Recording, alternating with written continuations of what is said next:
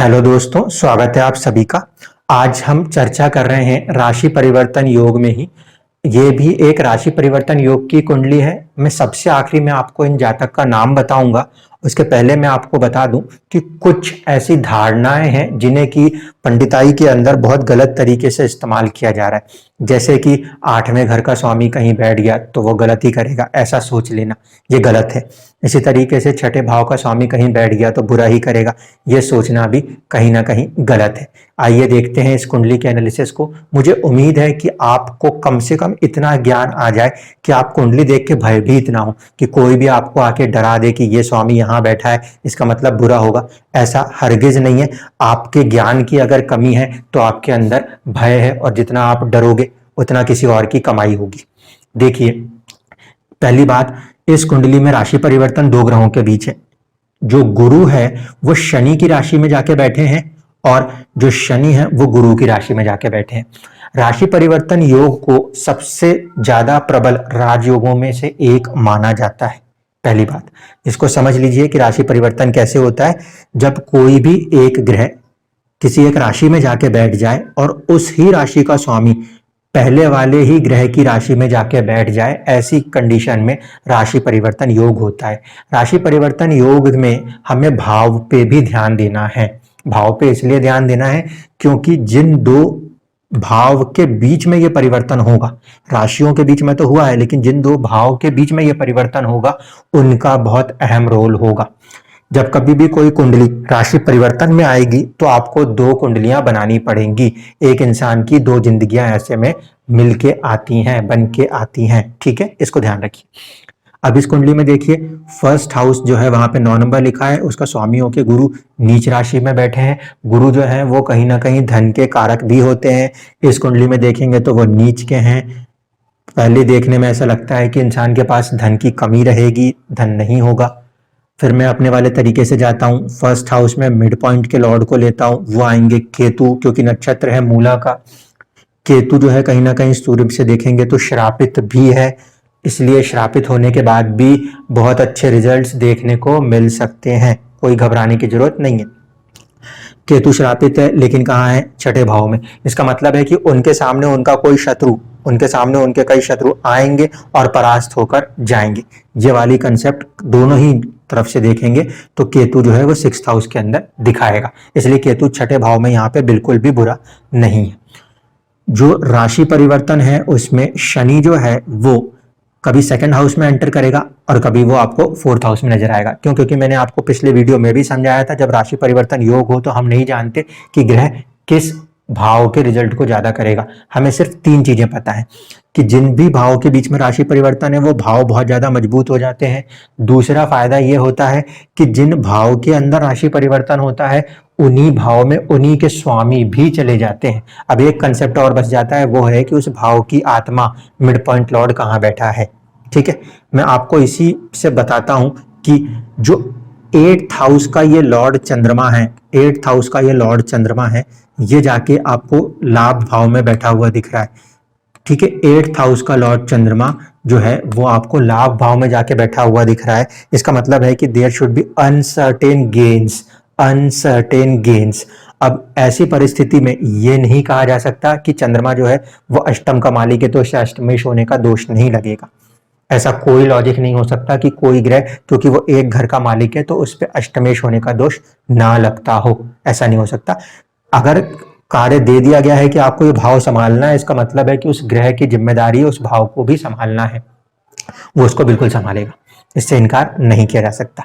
लेकिन अगर आप ध्यान से देखेंगे तो चंद्रमा का एक नक्षत्र आ रहा है दूसरे भाव में, एक नक्षत्र आ रहा है छठे भाव में, और एक नक्षत्र आएगा 10वें भाव में। ये चंद्रमा जो है ये मिड पॉइंट लॉर्ड है कहीं ना कहीं 2nd हाउस का, 6th हाउस का और 10th हाउस का। जब राशि परिवर्तन हो रहा है, राशि परिवर्तन हो रहा है तब क्या हो रहा है? प्रॉपर्टी के घर का जो मालिक है गुरु वो अपनी राशि में आ गया, प्रॉपर्टी के घर का मालिक जो है वो अपनी राशि में आ गया, और साथ ही साथ जो आपकी सेविंग्स हाउस का लॉर्ड है शनि वो अपनी राशि में चला गया। ठीक है, इस कारण से इंसान के पास सेविंग्स भी होंगी और उसके साथ साथ प्रॉपर्टी भी होगी, और शनि का 3rd एस्पेक्ट जो है वो कहीं ना कहीं इस गुरु के ऊपर आएगा जो कि प्रॉपर्टी को मैन्युफैक्चर या क्रिएट करने में हेल्प करेगा।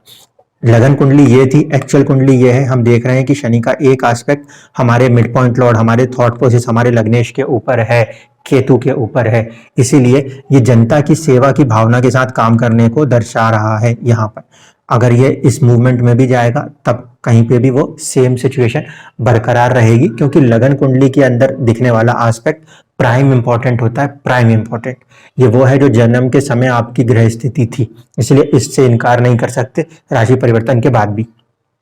अब आइए इस पे, चंद्रमा जो है वो मिड पॉइंट लॉर्ड है 10th हाउस का, यानी कि स्टेटस का, गेन ऑफ स्टेटस हो गया उस इंसान को।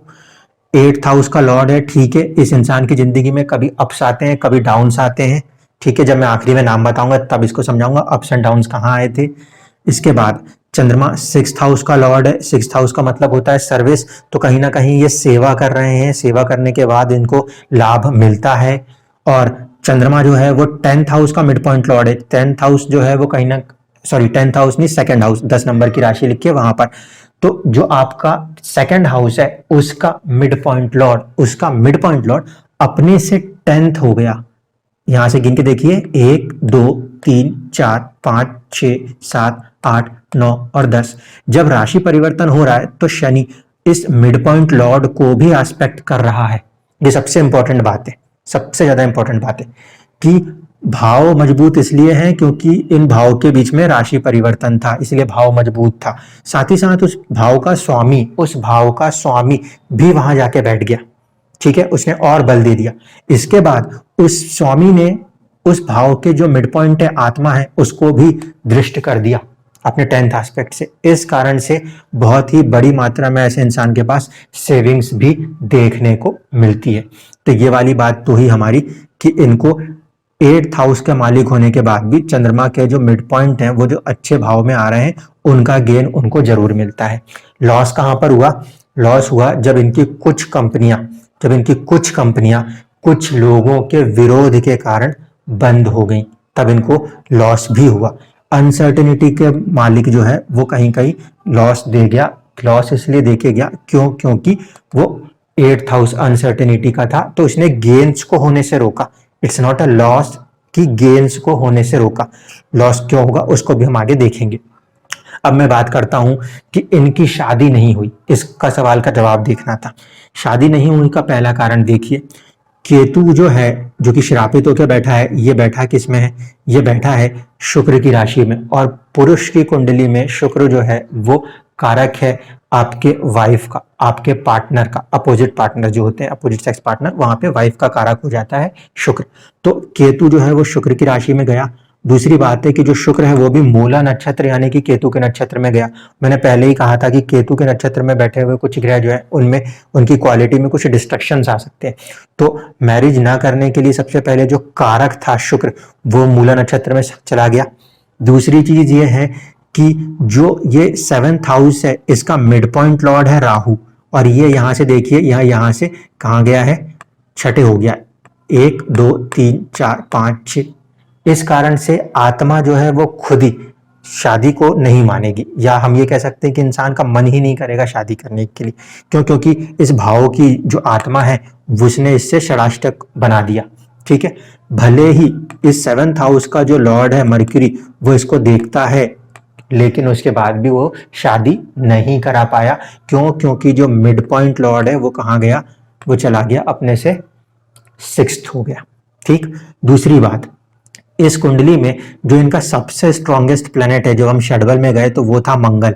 अब देखिए राहु जो गया है वो गया है मंगल की राशि में, और मंगल जो है वो बहुत ही बलवान है। इसका मतलब कि राहु जब वर्क करेगा वो वर्क करेगा एज अ मंगल।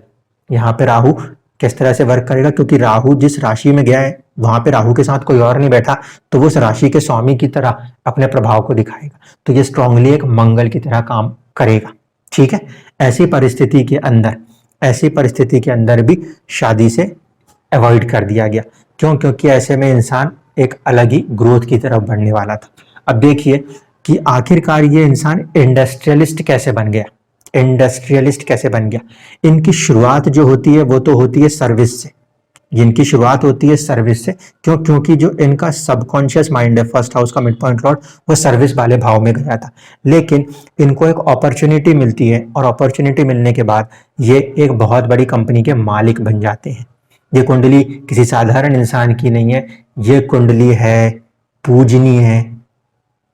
पूजनीय रतन टाटा जी की। अब आप सोचिए, ये कुंडली है रतन टाटा जी की। अब आपको सारी चीजें दिखाई देने लगेंगी। देखिए, जो प्रॉपर्टी हाउस का मालिक होकर गुरु एक तरीके से एस्पेक्ट करेगा आपके प्रोफेशन स्टेटस के ऊपर, और एक्चुअल में लगन कुंडली में उसको कौन देखेगा? शनि। शनि बेसिकली जो है वो कहीं ना कहीं किस चीज को दर्शाता है? शनि दर्शाता है मैन्युफैक्चरिंग की इंडस्ट्री को, आयरन को, स्टील को, कोयल्स को, इन सबको दर्शाता है आपका ये शनि।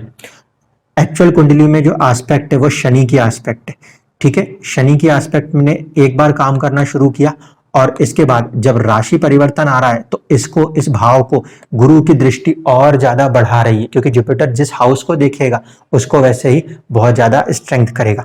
यहाँ पे भी ध्यान से देखिए कि गुरु का एक एस्पेक्ट इस हाउस के ऊपर है और साथ ही साथ शनि का भी जॉइंट एस्पेक्ट है, और शनि और गुरु ये दोनों जब मिलके किसी भाव पे इम्पैक्ट करते हैं तो मैन्युफैक्चरिंग होती है। मैन्युफैक्चरिंग क्यों होती है? क्योंकि शनि जो है वो है हार्ड लेबर और गुरु जो है वो है आपकी विजडम, किताबी ज्ञान के ऊपर लग के काम करना। उसका क्या आउटकम होता है? कोई प्रोडक्ट डेवलपमेंट होता है, ठीक है। इस कारण से गुरु और शनि का जब कोई कॉम्बिनेशन कहीं इंपैक्ट करता है तो हम मानते हैं प्रोडक्शन के लाइंस ज्यादा बेनिफिशियल होती है। इंसान रिस्क टेकिंग कैपेसिटी क्यों ले रहा है? क्योंकि सबसे स्ट्रॉन्गेस्ट प्लेनेट जो मंगल है वो आपके तृतीय भाव करेज हाउस में जाके बैठा हुआ है। इस कारण से ये इंसान बहुत ही ज्यादा करेजियस है। टाटा नैनो वो प्लांट था जिसपे कि बंद हुआ, जिसकी वजह से लॉस की कंडीशन बनी, लेकिन उसके बाद भी इंसान ने अपने मनोबल को, अपने करेज को नहीं छोड़ा। उन्होंने वहां से अपनी इंडस्ट्री शिफ्ट करी और फिर आगे चलाई। देखिए, जो मिड पॉइंट है कहीं ना कहीं 7th हाउस का, वो अपने से छठे जरूर गया है, इसलिए व्यापार में नुकसान भी होते हैं, कोई दो राय नहीं है। व्यापार में इनको नुकसान भी होते हैं, लेकिन सबसे इंपॉर्टेंट बात जो है वो ये कि इस कुंडली का जो 7th हाउस है उसकी स्ट्रेंथ इस 6th हाउस से ज्यादा है। कुंडली में 7th हाउस की स्ट्रेंथ 6th हाउस से ज्यादा है। इंसान ने अभी भी अपने सबकॉन्शियस को नहीं बदला। आज भी वो इंसान अपने लोगों की सेवा की भावना से ही काम करता है। सबकॉन्शियस माइंड छठे घर में गया है, सेवा की भावना से ही काम करता है। बस यहाँ पे ये सबकॉन्शियस माइंड क्या हेल्प कर रहा है? ये हेल्प कर रहा है इंसान को कॉम्पिटिटिवनेस दिखाने में या दिलाने में। क्यों? क्योंकि 6th हाउस जो है, हाउस ऑफ कंपटीशन है, उसका स्वामी भी कहीं ना कहीं 1st हाउस में जाके बैठा है। इस कारण से रतन टाटा जी बाकी दूसरी कंपनियों से कॉम्पिटिटिवनेस दिखा के अपनी सबसे सस्ती कार, अपनी ज्यादा से ज्यादा चीजें लोगों को मिल सके, इस ख्याल के साथ आगे बढ़ते हैं। इस तरीके से कुंडली काम करती है। तो मुझे उम्मीद है आपको समझ में आया होगा। राशि परिवर्तन में दोनों भाव मजबूत होते हैं, और साथ ही साथ आपको ये भी देखना चाहिए कि जो भाव के अंदर के मिड पॉइंट लॉर्ड्स हैं उनमें कोई चेंज तो नहीं हो रहा। अगर वो मिड पॉइंट लॉर्ड अच्छी जगहों पे बैठे हैं तो उन पर्टिकुलर भावों से जुड़े हुए आपको लाभ मिलते हैं। ये बात को ध्यान रखिए। साथ ही साथ जरूरी नहीं है कि छठे भाव का और 8वें भाव का स्वामी कहीं बैठे तो वो बुरा ही करेगा। हो सकता है वो छठे और 8वें भाव का स्वामी किसी अच्छे हाउस का मिड पॉइंट लॉर्ड है तो वो अच्छा भी करेगा। इसलिए आपको कभी भी डरने की जरूरत नहीं है। कुंडली को अगर समझना है तो पूरी तरीके से अंदर तक जाके समझिएगा, ताकि आपको यकीन हो कि नहीं, इतने हिस्से में परेशानी आ सकती है लेकिन बाकी हिस्सों में आपको लाभ भी देखने को मिल सकता है। धन्यवाद।